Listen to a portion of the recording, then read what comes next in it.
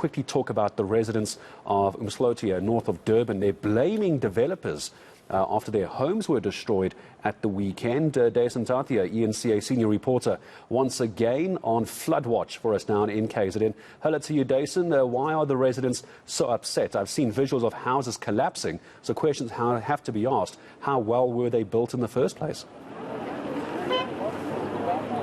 Well, lots of activity here in Umdloti and lots of anger as well. But before I get to the protest, I want to just locate myself. So where I'm standing is further up the main road.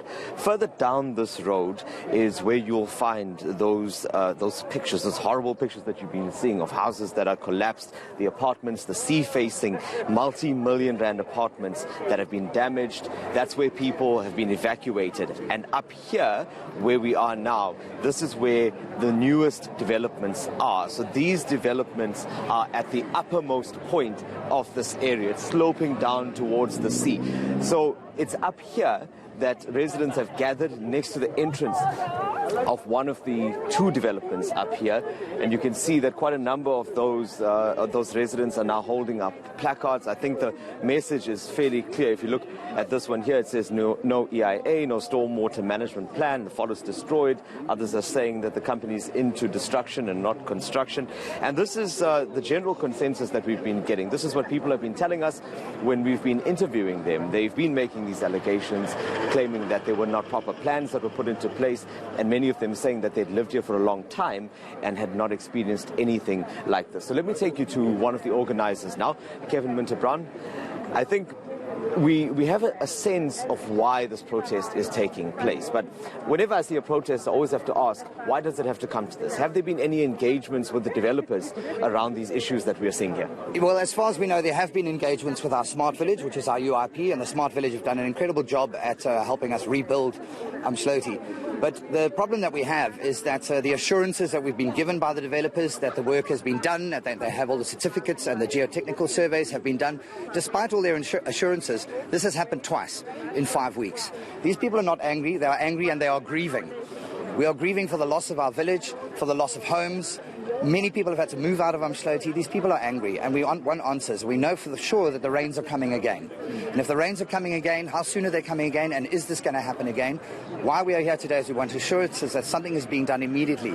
Yes, they say they followed due diligence and done all the protocol, but something is flawed. This is happening. It's in plain sight that this is being caused by the development, and we want answers, and we want to know what's being done about it.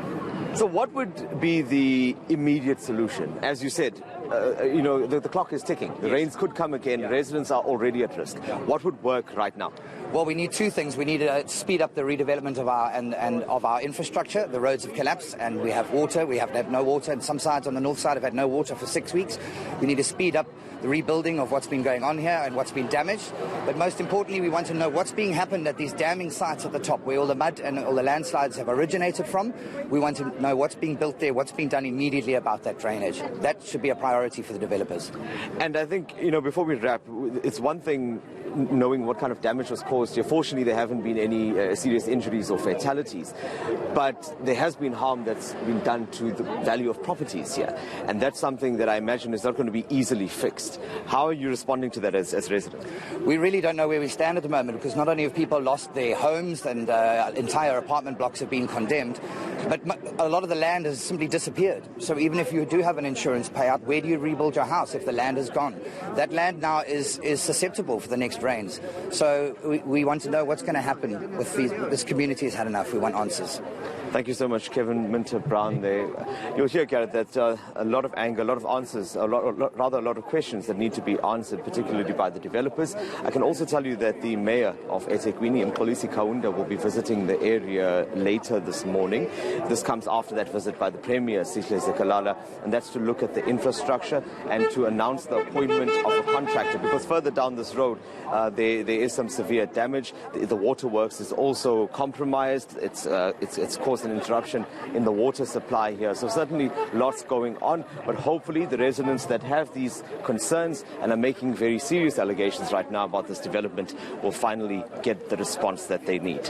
Well, Dason Tathia, for the moment you can see how angry they are, because I like the way your guest phrased this. It wasn't just anger. angry at all. They're also traumatized. And I think, just before I let you go very briefly, I think it was you that put out a tweet over the weekend, I think it was, that it's so sad that ordinarily rain in Africa is seen as a blessing. But you tweeted something along the lines of, every time you hear that thunder and see that lightning, your heart drops just a little bit, doesn't it?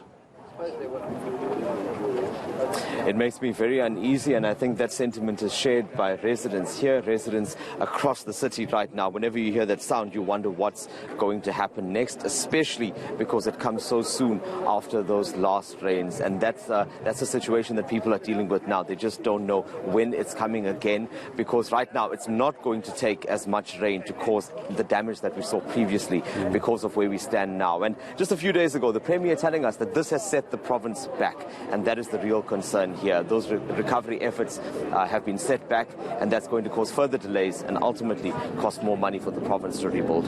Which the province just doesn't have at the moment, so there's just not enough money to get it done. Deus Ntathia, for the moment, thank you very much. I'm sure we'll check in with you again a little bit later. For us down in Umdloti, in KZN's north coast, off the back of that rain over the weekend, even more damage to people's homes and their livelihoods.